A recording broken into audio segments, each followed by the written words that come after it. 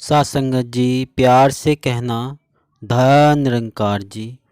सासंगत सूत्रधार आध्यात्मिकता और मानवता का संग संग होना ही युगों युगों से संतों महात्माओं के पावन संदेशों का सार रहा है। रूह के बिना शरीर व्यर्थ है तथा शरीर के बिना रूह भटकती आत्मा ही है। युग कोई भी रहा हो, आध्यात्मिकता और मानवता का रसायन ही मानव को श्रेष्ठ बनाने की कसौटी रहा है। सासंगत सतयुग में भक्त प्रहलाद ने कितनी यातनाएं झोली, लेकिन आध्यात्मिकता और मानवता के बल पर ही प्रहलाद भक्ति के शिखर पर पहुँचे। दूसरी ओर उसी के पिता हिरण्यकश्यप ने एक राजा होते हुए भी न तो आध्यात्मिकता और न ही मानवता के लक्षण दिखते हैं।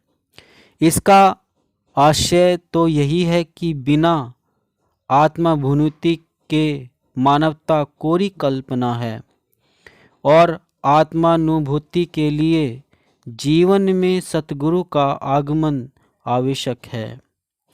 त्रेता युग की मर्यादा द्वापर की निरंकुशता और कलयुग की रूहानियत के प्रति उदासीनता चिंतन का विषय है। प्रस्थान नेपथ्य से महाभारत की एक शाम युद्ध की समाप्ति भूमि पर यत्र तत्र वीरों के फटे वस्त्र, अस्त्र व्यस्त, टूटे रथ के पहिए, छत्र आदि बिखरे पड़े हैं। चारों ओर शमशान जैसी शांति पसरी है। कुत्तों सियारों की आवाज़ आ रही है। मंच के मध्य में भीष्म पितामह शरशय्या पर सूर्य के उत्तरायण होने की प्रतीक्षा में हैं। द्रौपदी का प्रवेश। द्रौपदी प्रणाम पितामह भीष्म अखंड सौभाग्य भव।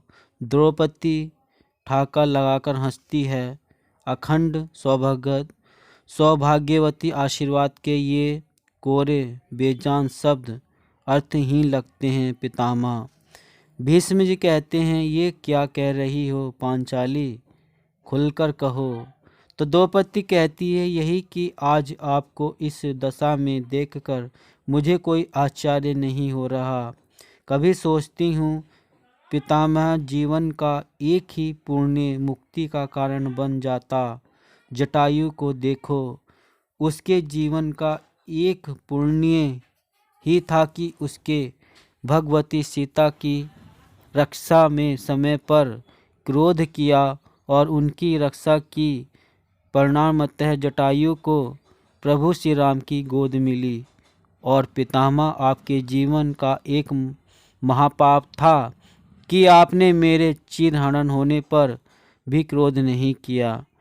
परिणाम स्वरूप आपको शरशय्या की गोद प्राप्त हुई। पितामह, आध्यात्मिकता और मानवता संग संग हो तभी पूर्णता की प्राप्ति होती है। क्षमा करें पितामह, क्रोध भी तब पुण्य बन जाता है जब वह धर्म और मर्यादा, आध्यात्मिकता और मानवता की रक्षा के लिए किया जाए। और सहनशीलता भी तब पाप बन जाती है जब वह धर्म और मर्यादा, आध्यात्मिकता और मानवता की रक्षा न कर सके।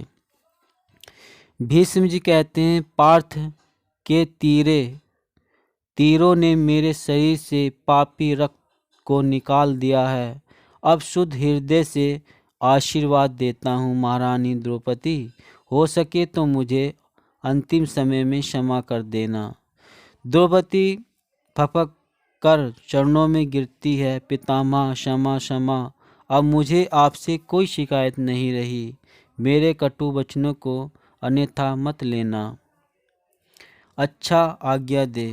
प्रस्थान श्री कृष्ण का उपप्रवेश।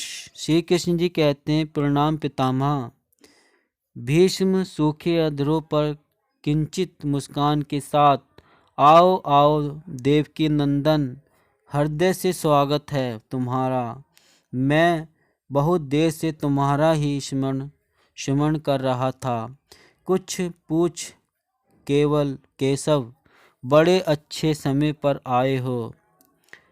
संभवतः द्वारा धाम छोड़ने से पूर्व मेरे अनेक भ्रम दूर हो जाएंगे।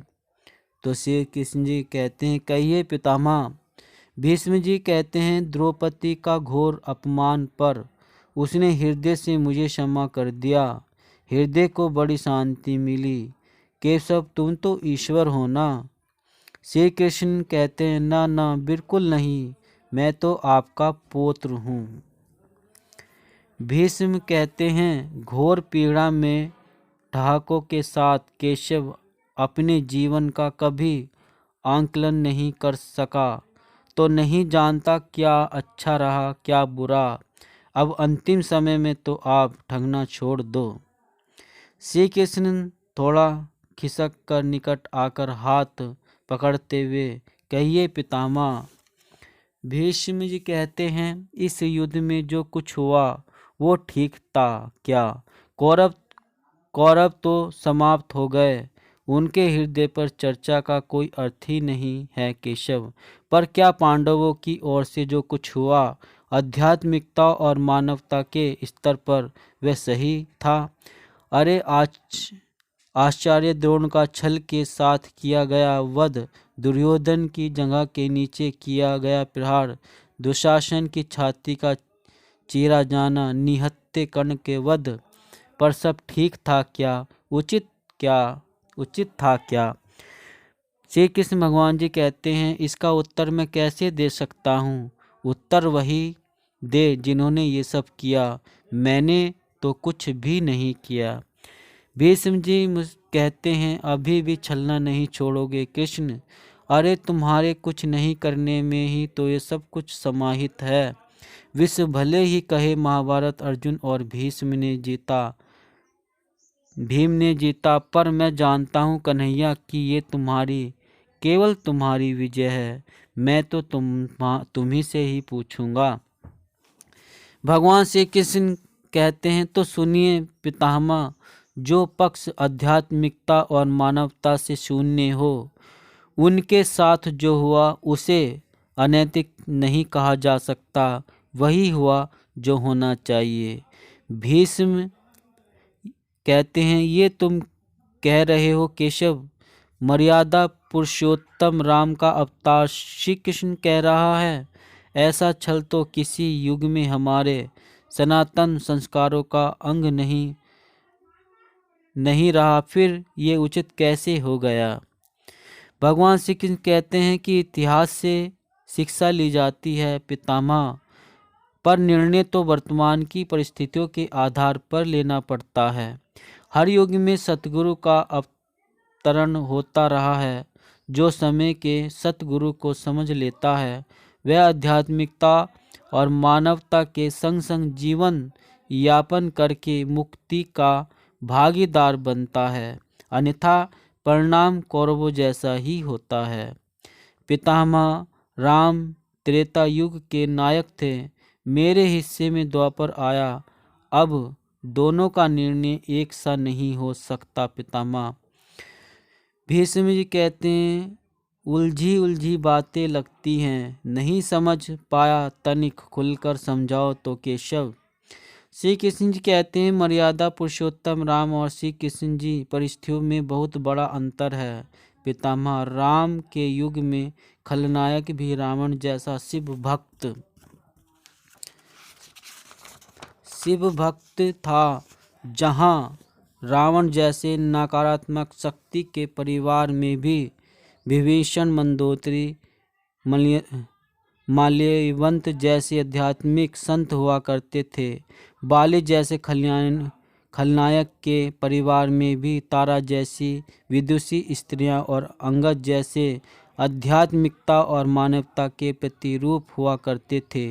उस युग में खलनायक भी आध्यात्मिकता का ज्ञान रखता था, इसलिए राम ने उनके साथ कहीं भी छल नहीं किया, किंतु मेरे युग के भाग में आध्यात्मिकता और मानवता से सर्वथा शून्य कंस, जरासंस, दुर्योधन, दुशासन, शकुनी, जयद्रथ जैसे घोर पापी आए हैं। उनकी समाप्ति के लिए हर छल उचित है। पितामह, पाप का अंत उचित है, वह चाहे जिस विधि से हो। भीष्म कहते हैं, तो क्या तुम्हारे इन निर्णयों से गलत परंपराएं नहीं प्रारंभ होगी? केशव, क्या भविष्य तुम्हारे इन छलों का अनुसरण नहीं करेगा, और यदि करेगा तो क्या वो उचित होगा? भगवान श्री कृष्ण कहते हैं, भविष्य तो इससे भी अधिक नकारात्मक आ रहा है पितामह। कलयुग में तो इतने भी काम नहीं चलेगा, वह मनुष्य को कृष्ण से भी अधिक कठोर होना होगा, नहीं तो आध्यात्मिकता और मानवता व्यर्थ हो जाएगी। जब क्रूर और अनैतिक शक्तियाँ सत्य, एक धर्म, आध्यात्मिकता और मानवता का समूल नाश करने के लिए आक्रमण कर रही हों, तो वहाँ पर नैतिकता अर्थहीन हो जाती है पितामह। तब महत्वपूर्ण होती है विजय। सासंगत धर्म की जय, आध्यात्मिकता और मानवता की विजय। भविष्य को यह सीखना होगा। भीष्म पितामह कहते हैं, क्या आध्यात्मिकता और मानवता का नाश हो सकता है? यदि हो सकता है तो क्या मनुष्य इसे रोक सकता है? भगवान श्री कहते हैं, सब कुछ ईश्वर के भरोसे छोड़कर बैठना मूर्खता है पितामह। ईश्वर स्वयं कुछ नहीं करता। प्रभु तो निरंकार है, ये साकार रूप में अवतार, लेकिन हर युग में मानवता का पाठ पढ़ाता है, मार्गदर्शन करता है, लेकिन सब करना तो मनुष्य को ही पड़ता है। पितामह, आप मुझे भी ईश्वर कहते हैं न? तो बताइए, मैं स्वयं इस युद्ध में कुछ किया? सब पांडवों को ही करना पड़ा न? यही प्रकृति का संविधान है। समय के सद्गुरु को पहचानो, इसकी शरण गति धारण करो, यही शाश्वत सत्य का मार्ग है। भीष्म पिताजी कहते हैं, धीरे धीरे आंखें बंद हो जाती हैं। चलो कृष्ण, यह इस धरा पर मेरी अंतिम रात्रि है। कल संभवतः चले जाना हो। अपने इस अभागे भक्त पर कृपा करना कृष्ण। श्री कृष्ण जब अनैतिक और क्रूर शक्तियाँ सत्य और धर्म का विनाश करने के लिए आक्रमण कर रही हो, तो अनैतिकता का पाठ आत्मघाती होता है। जब तक धराधाम पर समय का सतगुरु मौजूद है, तब तक आध्यात्मिकता और मानवता संग संग रहेगी, इसे कोई झुठला नहीं सकता। तो साधसंगत हमने जाना किस प्रकार की आध्यात्मिकता और मानवता संग संग होनी चाहिए, और यही तभी संभव है जब हमारी समर्पण की भावना होगी। तो साधसंगत आज जो कि 13 मई और ये समर्पण दिवस बाबा हरदेव जी की याद में हम मनाते चले आ रहे हैं, तो हमें बस समर्पण सौंप कर अपना जो धर्म है, कर्म है, वो हमें करना चाहिए। हमें कभी भी सतगुरु पर या फिर प्रभु पर छोड़कर नहीं। हमें सतगुरु सिखा रहा है, समझा रहा है, फिर भी अगर हम नहीं मान रहे तो गलती अपनी है, सतगुरु या परमात्मा की नहीं। हम समर्पण हो जाए सतगुरु को, और अपना जो कर्म है, धर्म है, जो हमारे हित में आता है, वो कर्म हम करते चले। हाथ पे हाथ धर के बैठने से बात नहीं बनती, कर्म करने से ही इंसान महान और वैज्ञान दानी बनता है। तो साधसंगत दास निवेदन कर रहा है कि आपने अभी तक चैनल को सब्सक्राइब नहीं किया है तो संदेश निरंकारी का चैनल को सब्सक्राइब कर दीजिए और बेल आइकन भी प्रेस कर दीजिए। दास मनीष फिर मिलता है अगली नेक्स्ट वीडियो में। आपके चरणों में दास का प्यार भरा धन्य निरंकार जी।